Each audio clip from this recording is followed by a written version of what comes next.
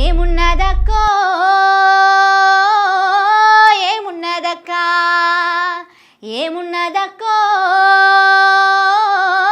ఏమున్నదక్కా ముల్లే చదువుకున్నా వెళ్ళిపోతా ఉన్న పార్టీలా నాకింకా ఏమున్నదక్కా జెండా మోసినదే కరాయే కొత్తోళ్ళనేమో నెత్తికెత్తబట్టే కొలువులన్నీ ఆలకేనాయే కార్పొరేషను కల్లి వెళ్ళైపాయే కడుపుల దుఃఖం మాగదాయే ఏమున్నదక్కో ఏమున్నదక్కా ఏమున్నదక్కో ఏమున్నదక్కా ఈ పాట లెక్కనే అవుతున్నది కాంగ్రెస్ వాళ్ళ కథ. కర్వమంటే కప్ప కోపం, ఇడవమంటే పాము కోపం అన్నట్టే చేస్తున్నారట. మంత్రి కొలువులు కాంగ్రెస్ పార్టీ పెద్ద లీడర్ పోస్ట్ కోసము అందరు పోయి ఢిల్లీలో అడ్డా పెడుతున్నారు.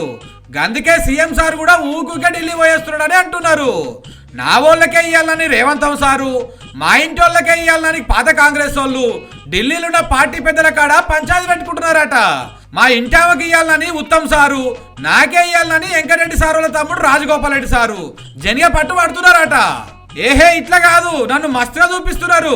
నేను రాసిచ్చి పంపిన వార్తలే టీవీలలో చూపిస్తున్నారు కాబట్టి V6 ఛానల్ వివేక్కు మంత్రి కొలువు ఇవ్వాలని రేవంత్ సారు ఉడుం పట్టు పడుతున్నాడట. 10 మాటల పార్టీ మారిన ఆయనకు ఎట్లిస్తారు? నాకు ఇయ్యకుంటే ఊకునేదే లేదని ప్రేమ్ సాగర్ రావు సార్ అంటున్నాడట. ఇక బట్టి సార్ కూడా ఆయనకే సపోర్ట్ చేస్తున్నాడట. పాతోళ్ళు అటు గుంజా, రేవంత్ సార్ ఇటు గుంజా, అంతా ఆగం గాయ కత్తరైతున్నదట ఢిల్లీలో. ఇక ఈ పంచాయతీ చూసిన సోనియమ్మ ఈ లొల్లి ఇప్పట్లో తెలియటట్టు లేదు. అందరూ మూటాముళ్ళ చదువుకొని చక్కగా మళ్ళా ఇళ్లతో పట్టుండ్రు అని చెప్పిందని ఆలపాటి వాళ్ళే అంటున్నారు. ఇక దీంతో అందరు హైదరాబాద్ తో పట్టిరట. కానీ కాంగ్రెస్ వాళ్ళని చూస్తే గోస అనిపిస్తున్నదిలా. ఏళ్ల సంధి 3 రంగుల జెండా మోసుకుంటా ఆ పార్టీ ఈ పార్టీ దిక్కు చూడకుండా అదే జెండా పట్టుకొని ఉన్నోళ్ళు చాలా మంది ఉన్నారు. కానీ వచ్చి రాగానే రేవంత్ సార్ను పార్టీ ప్రెసిడెంట్ చేసిర్రు, అటెన్గా ముఖ్యమంత్రిని చేసిర్రు. ఎమ్మెల్యేల ఓట్లల్లో ఎంపీ ఓట్లలో కూడా ఆయన మనుషులకే ఎక్కువ టికెట్లు వచ్చినాయి. ఇక పాతోళ్లకు ఉత్త సిప్ప చేతిలో పెట్టిర్రు. ఇప్పుడు కూడా కొత్తోళ్ళనే ఎత్తులో పెట్టుకుంటున్నారని పాతోళ్ళు వాళ్ళ మనసులు మస్తు బాధపడుతున్నారు. పాపం వాళ్ళ బాధ చూస్తుంటే నా కడుపులో దుఃఖం ఆగుతలేదుల్లా. మరి వాళ్ళకెట్లున్నదో ఏమో గోస.